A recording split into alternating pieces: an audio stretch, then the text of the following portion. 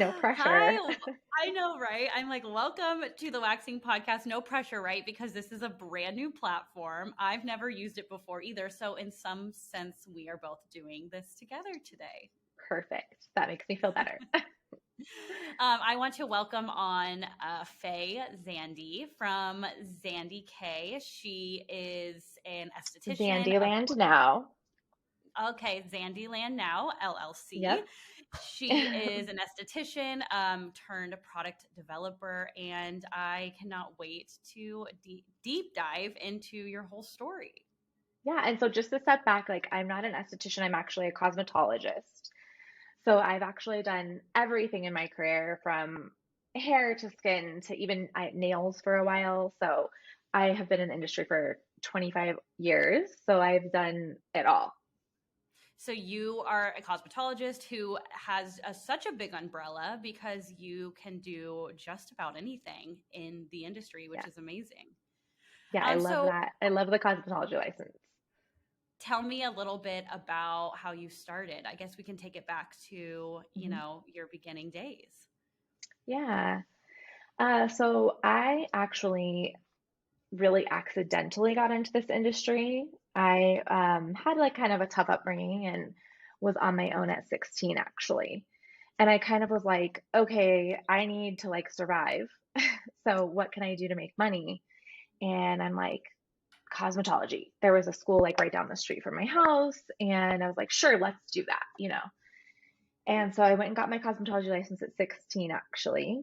Wow. Finished it, yeah, to do some of my high school credits. And it was honestly the best thing that ever happened to me.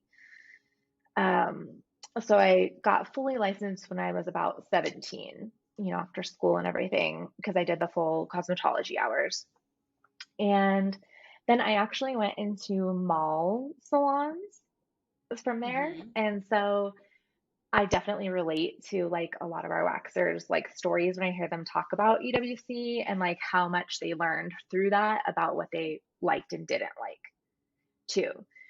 So it was like that was very much my experience of like I learned so much because you kind of have that traffic of just like people coming through, but also learn like what I didn't want in the industry too.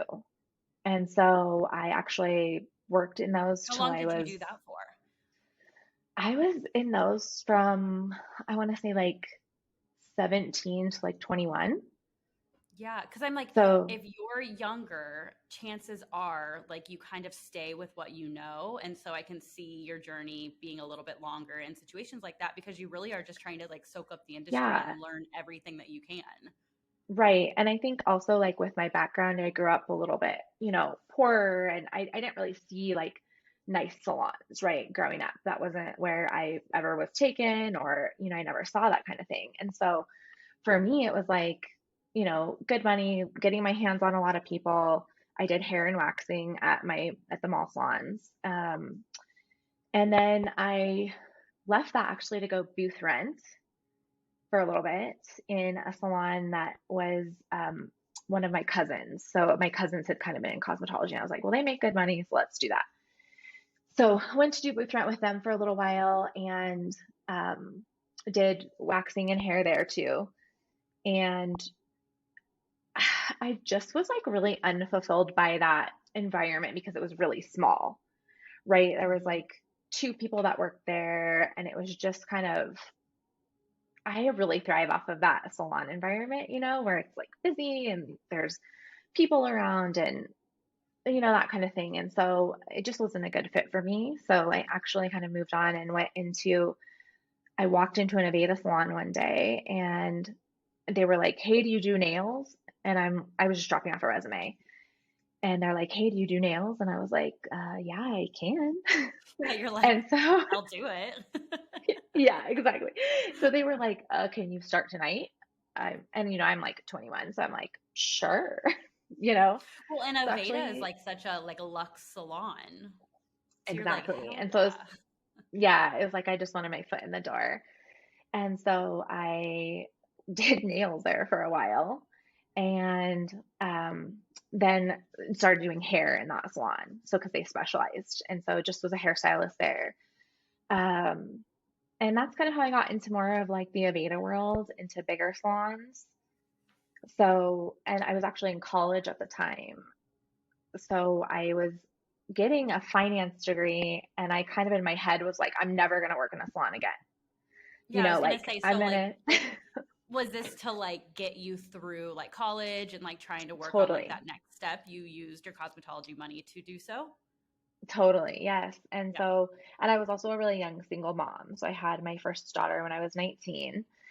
Um, and well, I just turned 20 actually when I had her, but um, I was finishing school, doing hair, and was like, I'm never going to work in a salon again. I'm going to get a big fancy finance job with my big fancy degree. And I did. Got out of school. I got a finance degree and worked for in aerospace actually. Oh wow. And yeah, so like totally different. But it was just the most unfulfilling thing in the world for me. And I would almost like cry every day going to work.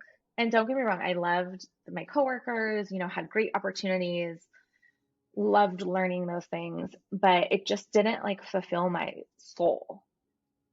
It was Hmm. just, I just felt I missed that life, because there's something so different about our industry about like having a client walk in and then walking out like feeling totally different about themselves, you know? Hmm. Right. It's like And it's for so, your sake, hair is such a longer process, but how I see it is like instant gratification, whether it takes 15 minutes or 3 hours, like it is that exactly. true immediate, fulfillment through that client that brings you the ultimate fulfillment through your job. Exactly. Exactly. And I just missed my clients and I missed, working with the people in the salon and those relationships I had developed there. And so I think it just took me having to do that to realize I was like in the right place in the beginning. And I definitely don't regret that because I used my finance degree so much, throughout the duration of my career in the beauty industry too.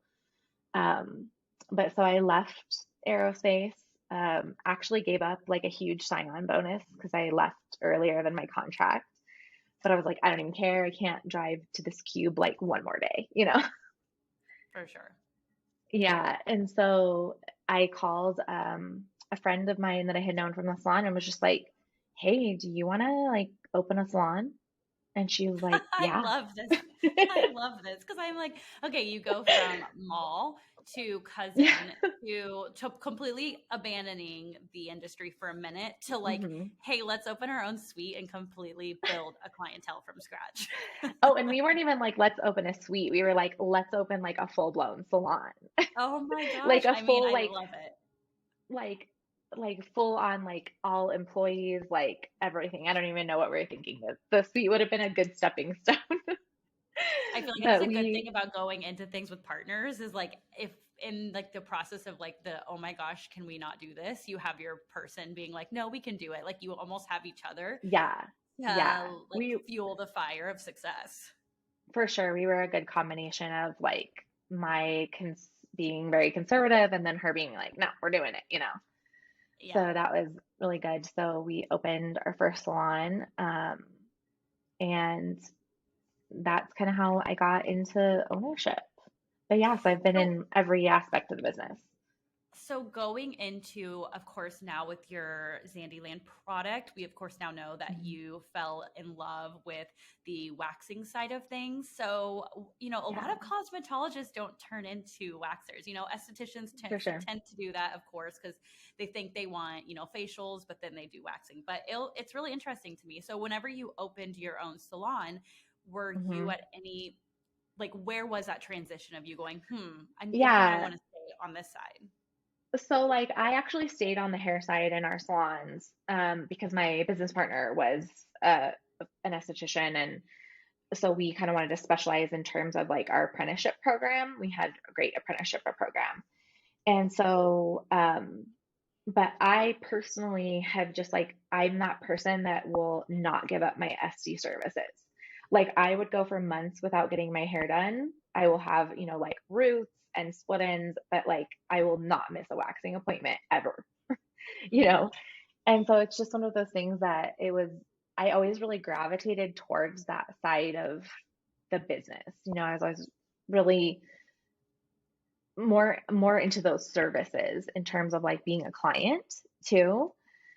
And so I don't know. I don't know if it is just like I was meant to be more on that side. Like I always kind of say like if I could go back, that probably would be more of the side I would have like leaned into. Um, but yeah, I don't know. I just love products and I love um facial services and waxing and all of that kind of thing. So it was really my relationships with my SDs too that always kept me really close to that side of Well, and I'm things. like, and then you also had your finance degree. So, like, I know you saw how lucrative Yeah, it is to kind of be totally. turning and burning. And for you, you like hit it on the nail. It's like you can go a little bit longer for your hair appointment. I mean, but Hmm. some people can't, but for the majority of the time, it's a lot harder to go that extra month or that extra couple of weeks when you're Yeah, getting your brows done, your legs, your exactly. Brazilian, and all of that. Like, that's almost like always comes before It's anything like a else. non-negotiable, A you total know? non-negotiable. That's like a perfect way of putting it. Yeah, exactly. So, so yeah, so that's kind of where we're at with the salon. I actually haven't been behind the chair in quite a while because our salons grew pretty big, and so we had two locations, 50 employees, um, That's and we insane. were up. Yeah, we were like a 4 million revenue, like when I left the salon, and so I hadn't been behind the chair in like 5 years before that. So tell me a little bit. I'm gonna kind of hone in on that area. I know we have so much to cover, and we will. I got all my little guys right here. But Perfect. I think that a lot of people right now are kind of in the growing their business per se, especially I think on Hmm. the podcast. Either it's a student, it's somebody who's in a solo suite, or it's somebody who is probably trying to transition into like their own. And having two locations, 50 employees and 4 million in revenue is probably something that they're like, Kirsten, I need you to stop and I need you to talk about this moment right here. So, Yeah, I'm trying. Let me get really specific because yeah, I always have people that will message me after I do podcasts, and they're like, I want to know more about like this and this and this. But right. you mentioned apprenticeship, and so tell me like a Hmm. little bit of that. Like, was that an overall process that you used to like help kind of because two locations you can't be at both. Right. Yeah. And I mean, we're lucky in the sense that there was two of us too. So, Hmm. um, we had that divide and conquer kind of thing. But we have always really had like a heart of education, I think, so that was always really in us. So it wasn't even necessarily initially that we were like, oh, we're going to do this to grow our business. We were just like, hey, we've been in this industry so long, we have all of this knowledge, and we really want to like pay that forward. So, I mean, to this day, that's something I really, really miss is just that like Hmm. hands on with service providers, like education. So, How did you staff each location? Like, did you have X hairdressers, X SDs, X mhm. waxers, or did you kind of do like a melting pot where you kind of did more than one service? Yeah, no, we specialize in our salon. So we always did have a we had uh 9 chairs at one location and one SD room because we had a smaller location there. And then our other location, we had 3 SD rooms, and then we had 9 chairs there too. So we had a good mix of that. Our SD business was about 20% of our overall revenue, which in the Aveda world is high for a salon, a hair salon, a hair waxing salon. And so that was something we were really proud of, is that we always committed to also building our SD side, and I think that's something that maybe a lot of owners can overlook because I don't think they realize like the profitability and like the revenue potential in waxing particularly. So we just always were really kept focused on that and made sure we always had an apprenticeship going with our esthetician side as well as our hair side. Whereas I think sometimes hairstylists can open salons and then, like the SD side is just like the redheaded stepchildren, and we always wanted to make sure that that wasn't the case with us. So they were Aveda salons that you had 2 locations towards, Hmm. right? So with They like were. Aveda salons, obviously they have to be like a little bit more strict on product. Like Aveda Hmm. salons are Aveda strict. And so I guess now that leads me into, where and if you saw a hole in the market when you were doing these services and using products. Absolutely. And I mean, that's really where our products came from. I don't know that like I ever really intended for it to like be like this huge, thing. It was just like we were doing these services, and selling all these amazing Aveda products with like great ingredients and really amazing sourcing stories and, really clean products that were good for people to use that we felt really confident about it. And then on our waxing side, it was kind of like there was nothing, and Mm-hmm. especially at the time, there really wasn't even a lot on the market that was even available. And so, there was a couple, like a roll-on brand that was just more of a chemical exfoliant that we're in Colorado, right? So it's super dry here. Mm-hmm. So really just kind of did a lot more drying and irritating, maybe got rid of ingrowns, but was just really drying and irritating. And so Had that same my experience. exactly. And so my business partner had kind of been mixing up like a sea salt tea tree kind of thing that we would sell clients to go home with after waxing. And we were like, we can just do better, you know? And so actually, the deck story is a really funny one where that came from because Okay. our main products are the deck line, so deck scrub, deck polish, deck glow. And we were I actually came into the break room as my business partner and another one of our employees was having a conversation. And she's like, all I heard was, oh, I need to get my deck waxed. And I'm like, oh my God, I need to get my deck waxed so bad. It's like I have hair everywhere. And she was like, they start like laughing so hard. And they're like, we were talking about our snowboards. I know. I'm like, wait, what? I'm like, am I missing out on a keyword right now? and Yeah. you and So you they're, related it immediately to your yeah, deck. I'm like, clearly I'm not the outdoors girl, right? But so I like think totally like, okay, yeah, Brazilian. Yeah. And so it just kind of stuck from there. And then, as we kept going on and we're like hearing clients like going to Walgreens and buying like a bikini zone and that kind of thing. Totally. Yeah, we were just really discouraged with what was out there. And I was in the shower one day and I literally like got out of the shower like dripping wet and called my business partner and was like, we need to sell deck scrub. And so that was kind of like how it started. And I went to formulation with a lab and a chemist, and we worked for like 2 years on our formulation. Yeah, Because, I was it was gonna really ask. about, it wasn't about like us making something to sell to people. It was like making something that we could give our clients that was going to make their service better?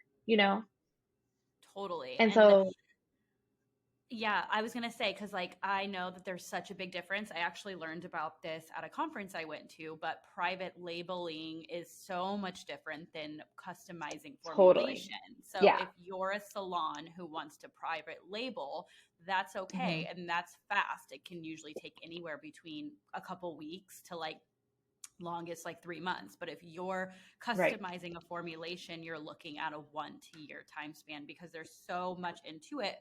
But of course, in the long game, what you've created, it only has made probably sense and would only make sense for you to custom formulate. Yeah. And like what we wanted just wasn't out there anyway. So it's like Mhm. even if we wanted to private label something, what I had in my brain as this product just like didn't exist. And so I'm really proud of the fact that we put that time in to really make sure it was a formula that was like unique to us and served, our clients the way we really felt like they needed to be served. Totally. How Yeah. how was that waiting process of like, trying out formulations? Like ultimately, I think who doesn't want something to happen faster than it does? So I can't imagine Yeah. all the times you probably got a formulation and you're like, man, I just want to text them and message them back and say, okay, fine. but it wasn't the one? Like, how many Right. formulations did you go through? Totally. I want to say we went through probably like 4 revisions and then working on for like each product, you know? Right. And then of course like making sure we were like looking into the clean beauty factor was really important to us because like we came from an innovative background. So it's like we're not going to sell our product something that isn't equally aligned with how our, business mission was. And so that was really important to us. So on top of like making sure the product actually like looked, felt, like worked the way that we wanted it to, it was really about like also making sure that it had also the right ingredients in it too that were aligned with all of those things. And whenever, and I know this story kind of comes to a turning point for you in your life because you shared it with me beforehand, but I know that while you were formulating this product, well, I guess after it launched and you were using it with your clients, obviously Hmm. the story goes that they loved it because here we are.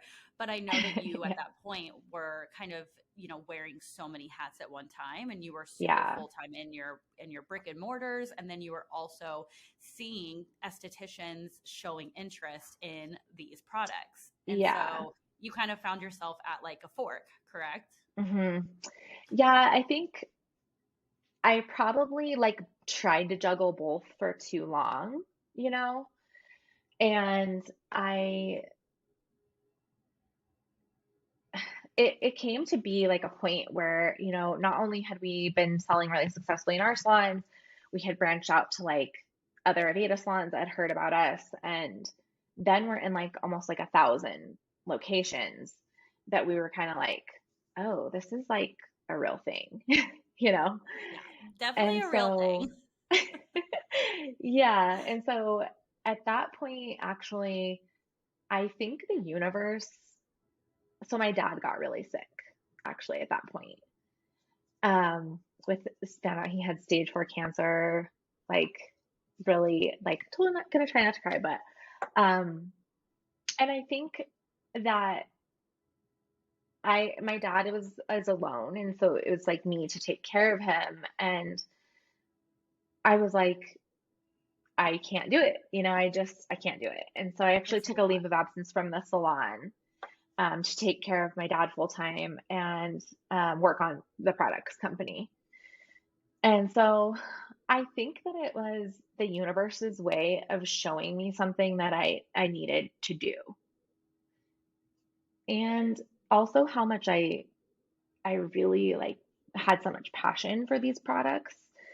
And so even though it was definitely one of like the worst times of my life, without a doubt, I think it opened my eyes to a lot of different things about what I wanted in life, about where we were headed. And I think it was the universe's way of just giving me a push, you know. I Yeah, wish it for didn't sure. have to be like such a like tough push, but you I know know. it sucks too because I've had so many people on the podcast that share stories similar to, unfortunately, an unfortunate event does happen Hmm. to kind of push them into a direction that they look back on and they're like, I feel like that was for a purpose, but it just sucks that has Yeah. to be the way that it happens. And I think that's just the weird thing about life is like we're always going to kind of be comfortable in where we're at until something really major disrupts it. And Yeah. most of the time, that disruption is a negative impact on your life, not so much as a Yeah, positive one. for sure. And I mean, my dad passed away in February of 2020, and then we shut down like for the pandemic like 2 weeks after his memorial. Mm, So it was a really crazy time. Uh, and all of us in the industry were just like scrambling to be like, oh my gosh, what do we do? It was like, I and know that I've was heard your another moment for story. all estheticians. Yeah. Yeah, like I've heard your story about that kind of launching your podcast and that kind of thing. And it was it was just an interesting time because I feel like we all lost so much in a way, but we also like gained so much, you know? Totally. I always say, like, we're, as estheticians, we're so hands-on and we're so go, go, go. Even if you don't feel like you're that way. I mean, honestly, like to be in a room with somebody and physically have to do something to them, like that, you're a go, go, go person. You know, not most Yeah, people can do all of that, both mentally and right. physically. And so I always like to give our SDs a pat on the back for that. But I think when Hmm. you're like in a standstill where things are just quiet, you realize like, wow, I cannot do this. My brain is not allowing me to Yeah. shut off. And I think some of the Well, best ideas came from the pandemic for estheticians. totally. Yeah. And I think like in a way, like being a service provider is almost like so therapeutic for us as service providers, right? Like we kind of like step into the room or step behind the chair and it like shuts off everything else, right? Because your main focus is like caring for your client, making sure their experience is amazing. And I think that's such a beautiful thing because absolutely like stepping away from the chair made me realize how much I overthought like everything without that moment to just like care about someone else, you know? And so I Mm-hmm. think that was like the pandemic. Then we were just thrown into like no more client interactions, time to like just sit with Yeah. yourself. And it's like, wow. Which is so hard sometimes. You're like looking in the mirror and you're like, damn it, I love other people's lives. It's not fun looking at, your own and what you want. And it gets really ugly and dirty and Yeah, that was a hard for time. sure. That was a very hard time. For And sure. so in the pandemic, you decided that the product was something more passionate in the time. And so, how did the process of dividing, but then now, kind of taking a hold of just the products work? You know, I would love to say that it was like this, amazing, like loving thing that happened. But I don't really know that I ever really wanted to necessarily give up my salons all the way. It was just kind of that was how the cookie crumbled. And I definitely would have. We were fortunate enough to sell one of our locations to one of our amazing stylists who had been with us for a really long time, who we just love and like totally support. Shout out to Deco Salon in Denver. Yay. They so it was really cool to like be able to like pass that baton, right? To like someone who'd been with us for a really long time. And then we had our other location, and I think ideally I would have loved to keep one salon and have the product company because I really miss my team. I miss clients. There's so much I miss about that environment. But I get it. Like, my business partner and I had built this together, and I will never like take away from the fact that we built so much together. Um, but the fact is we just weren't aligned anymore.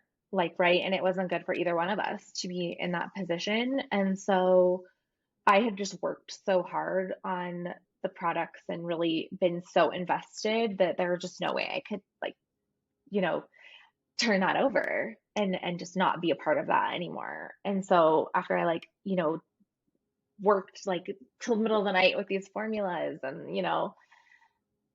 did so much, it was like I just really felt that that was where I needed to be, you know? Mm-hmm. And that's not to say that I will never be in the salon or service side again. Like, I don't know where the future will take me, but yeah, so I like kind of, I got through that. We got through that, both of us. I know that that wasn't an easy thing for either one of us. And so we definitely got through to the other side of that. And we're here. Yeah. Is your business partner still working with you and you with her in any way? No, we don't. We Okay. don't work together anymore. So what does your like new staff look like? Did you bring on anybody from the salon? Did anyone want to transition I into doing did. marketing or doing anything like that? Absolutely. Yeah. So I love my staff. We had, such great relationships. And so I think, as you know, like during the pandemic, there was a lot of like change in the industry, like in general. So when I left Mm-hmm. the salon, several of our stylists left and went to suites too, because I think, that's a huge part of the future of our industry. And I think it's an amazing piece of our industry. And so I took,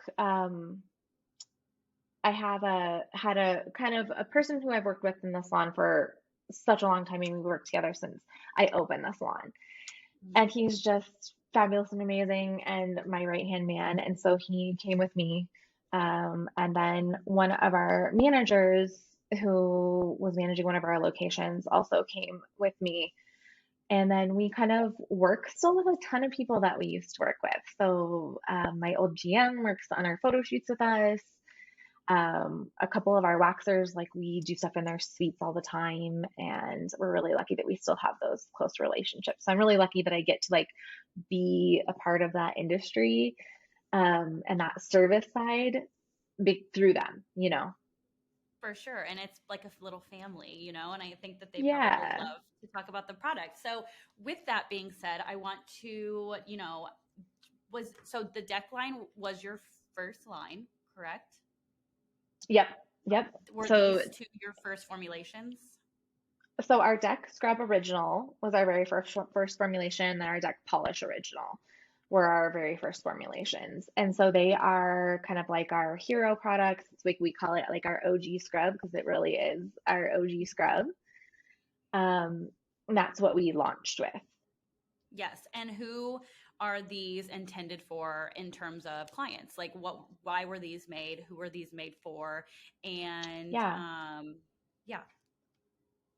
So the key with our system really was, I think, to come up with something that was going to be more of an alternative to just chemical exfoliation, which was a lot of what was out there. And we were Totally. really wanting to address it from more of a physical exfoliation and a natural chemical exfoliation standpoint. So our deck scrub, there were a couple things we really wanted to do different with it. One, we really did not want it to be in a jar because I think when people are in the shower, there's just so much bacteria that gets introduced when water gets introduced to the product. And that's inevitable with a jar product in a jar. So it was really important that we had our scrub in a squeeze tube. Which I love, by We the way. also, So there's going to be thank people like you. listening that are just listening, but then also there are Right. going to be people that are going to be able to watch. So for the people that are watching, you're going to be able to see I'm like over here acting like I'm on QVC. When she's talking about it, I'm Right. like holding them up and doing all the Love it. dances with them because, yeah, I'm showing the bottle and I love the packaging, by the way. As Oh, you can thank you. see, like, see how, look at this. You just sent me this and I love it. I've been using it on my underarms because I go to the gym, I have natural deodorant on, and sometimes body wash Yep. just doesn't really get in there and like scrub Hmm. that away. And I love this. It's so non-irritating. It gets all my deodorant off. Like I'm a huge fan Oh, of this. good. Yeah, like it's also a must for underarms too. It's amazing for underarms. I never go without using it on my underarms.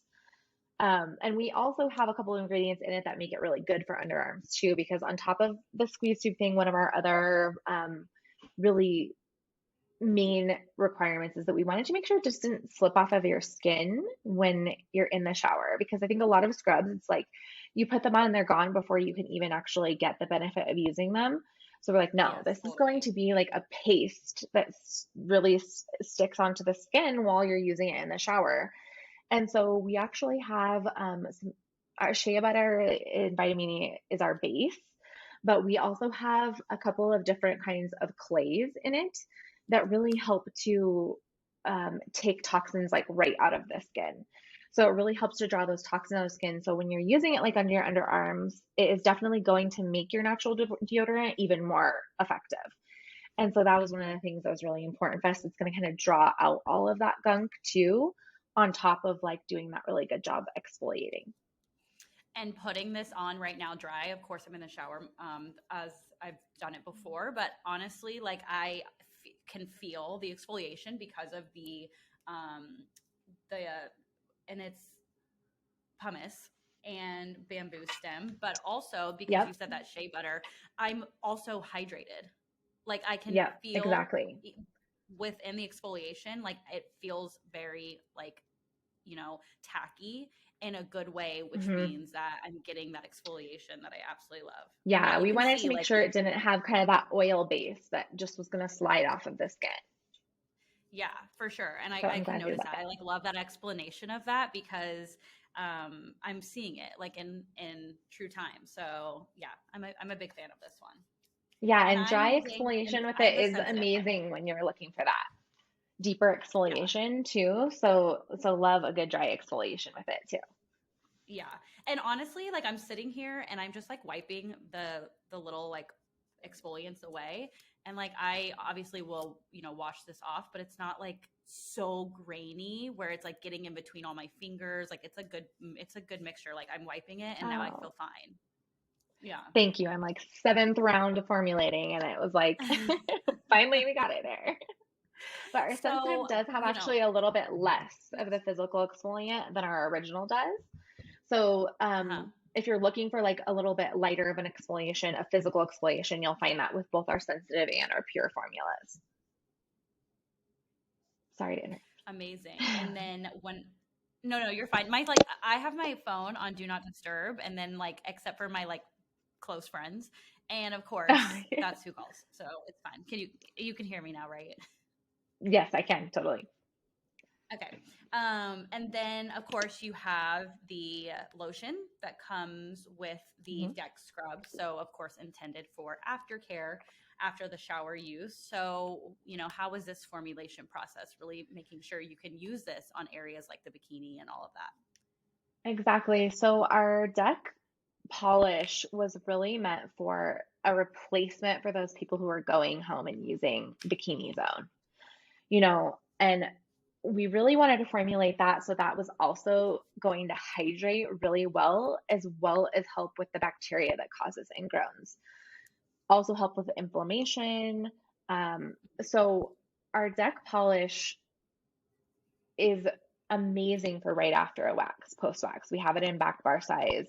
So it's amazing for like immediately after wax. It removes wax residue, it cools the skin down, it reduces redness. And then going home, like as you know, like you have to exfoliate and you have to hydrate to have amazing Totally. results from your Yeah. from And your and waxes. that's the thing. It's not just exfoliation. Hydration is just as, if Hmm. not sometimes more important than the exfoliation itself. Exactly. Exactly.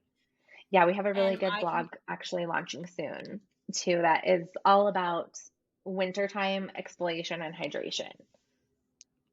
Yeah, and I think people also think, oh, I live in Florida or I live in climates that are more humid, but it's like, trust me, from a Florida girly, the moisturizing step is still just as important, but especially when you're in those colder month skin area or colder month winter areas, like your skin like needs this hydration for Yeah. sure. Yeah, exactly. Exactly. So yeah, so that's where our deck polish kind of came into play. And that has been a huge piece of that two-step system that's really going to help you get the best results. So getting into 1,000 locations, which is such a huge milestone, I think that is just like sometimes do you like sit back and think like that's beyond wild? Well, so now we're actually at over 2,000 For locations. sure. Yeah. And I Uh-huh. knew that Yeah. growth kept happening. I think just Yeah. like and your story of being on your own at 16 and like having a daughter at 19, I have a 3-year-old son. So like I know how hard it is to be a mom. But then on top of it, you were 19, you were single, you were going to school, but you also were obtaining your cosmetology license or at least paying for your school with your cosmetology license. Like I think like I'm really, really big on these podcast moments because sometimes we are always looking into the future of what's next. And I think So bad. doing these episodes with people, getting you to like go back in time and like realize like, holy crap, like my 19-year-old self would be so proud of the person I am now. And then to get that 1,000 order, even though now it's even more, it's like those milestones are so important to be like, holy crap, like I did that. But I mean, I think as you know, it's so hard to do that to yourself, right? Yes. It's like I can logically look back and say those things, but even now, I'm like, "Ugh, who do I think I am? Like, who do I think I am that people like want to hear what I have to say or want to hear, about our products or, that kind of thing. It's like, I think it's really tough, especially coming from certain backgrounds to like kick that imposter syndrome. It's Hmm. just, and I think so many of us in the faith deal with that, really struggle with that. So I appreciate you saying that, but yeah, it's still hard to say that to myself. One of the coolest things about being someone like you, and I always am really big on this, I believe that there are so many people that think that you have to be a certain person or Oh, have a certain I think thing I or lost you. come from a certain background in order to do X with your life. And so I really do think that anybody like yourself who has proven that that's not true always deserves a platform and always deserves their moment in the spotlight, because what you're doing is essentially teaching others that it's completely possible to make the life that you want and have the resources start at zero and still be able to build from it. Like, I have my own story, and I came from very humble backgrounds as well, and those are important. Like, they're very important to have. But I Yeah. also think for you, it's such good motive to use for yourself. Like, yeah, I have the imposter syndrome and I don't feel like I'm worthy of it, but because I do feel like that, I'm going to prove to everybody that I am. Yeah, for sure. For sure. And I mean, I think that there's been so many like amazing women along the way of this journey that have also just like, paid it forward and supported us in so many ways that I'm so grateful for that, that I always want to continue to also be that, right? To like help share with younger women, help support them, elevate them. Like so many of our waxers that like just like told everybody about us and, were really there for us when we like launched the company. And it's like I always want to make sure that we're there for all of these SDs who are coming out and like building their businesses and not even thinking that what's really possible yet. You know what I mean? And so it's just like one of my favorite parts about this Totally. industry and this job is being able to like help those people who are kind of where I was, when I was still working nights, like building a clientele and that kind of thing. And so, yeah, it really is an amazing, amazing thing. So tell me, just kind of finishing off the podcast episode, all about the lineup of products that you currently offer and then how the wholesale program works. Yeah, for sure. So we right now we have three scrubs in our line. We have our original, our sensitive, and then our pure, which is our fragrance-free line. It also has fractionated coconut oil for your like more oily or acne-prone guests. And then we have our two polishes. We have an original, and then we have a pure in that line as well. So a fragrance-free fractionated coconut oil formula with that. And we just launched this summer our Deck Glow, which is our bikini brightening serum, which is an amazing in between treatment option. So for your guests that deal with hyperpigmentation and scarring, it is just amazing. And I mean, it is like the real deal. Like it is such an incredible product. And so that is like fast on our originals heels to become like our top selling product. So it's really cool to have seen the Wow. success of that. And that is this little guy right here. So Mm-hmm. and then we also have our kitty wipes, which are individually wrapped wipes, great for the treatment room, great for like putting on the bed if you're looking for something to put in the room. And those are available in back bar size as well. And as far as opening up a wholesale account with us, we have an application with tons of information right on our site at zandilandprofessional.com. And you can kind of find all the information about a wholesale program and the application right there. So we like to make it really, really easy for people to like get an application in. We always have some available to review the application and also answer any questions that you have. So we have a chat bot on our professional site. You can chat in, ask any questions that you might have. There's a lot of answers right there within the chatbot, but then you can also reach someone live all the time too to really just Oh, that's find out amazing. all about what we're about. And do you guys have a minimum order, or is there like any opt-in like things that you run for new people?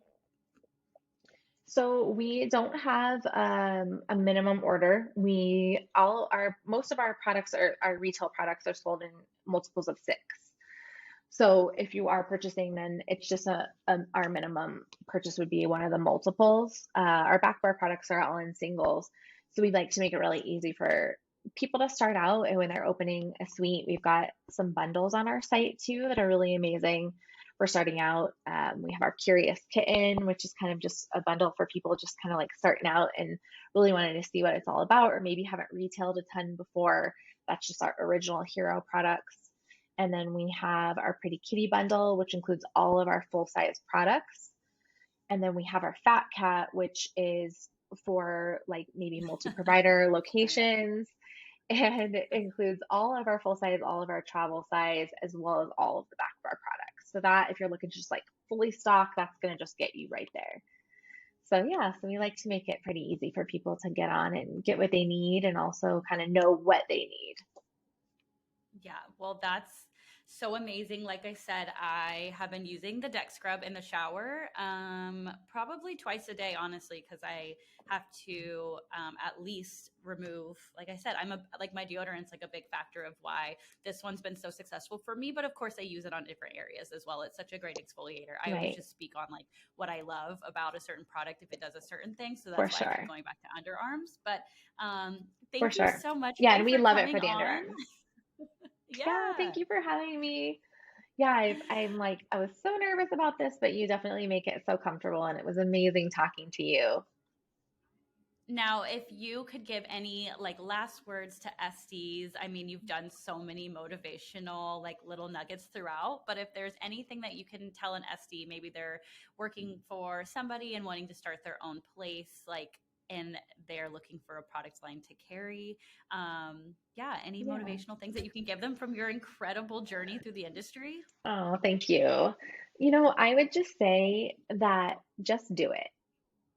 There is enough success for everyone. And I think a lot of like owners want to make you believe that that's not true, if you're leaving. And I think I would say just do it, whatever that is. If that's opening your own, 10-room salon or going to a suite or starting a podcast or starting a product line. It's like, I think that just do it. There's enough success for everyone. And I think the amazing thing about the community, especially like the waxing SD community, is there's so much support from each other.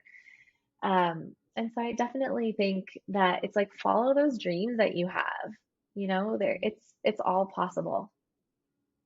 Yay, I totally agree. And guys, like we're in the waxing industry. It's like just now up and like I mean, it's been around forever, but we're like seeing such a whole like flip of the switch in terms of like upcomings that this industry is Yes. offering. And so now's the time, you know? Yeah, for sure. And I think it's like, once people go waxing, they never come back. It's the truest. So thank you, Faye, for coming on Yeah, here. Obviously, you were amazing. I know you were nervous, but killed it. so Absolutely nervous. killed it. So excited for this episode to drop. Well, thank you so much. Yeah, and it was great to talk to you, and I'm available anytime. I love talking industry, love talking business, so I'm always free.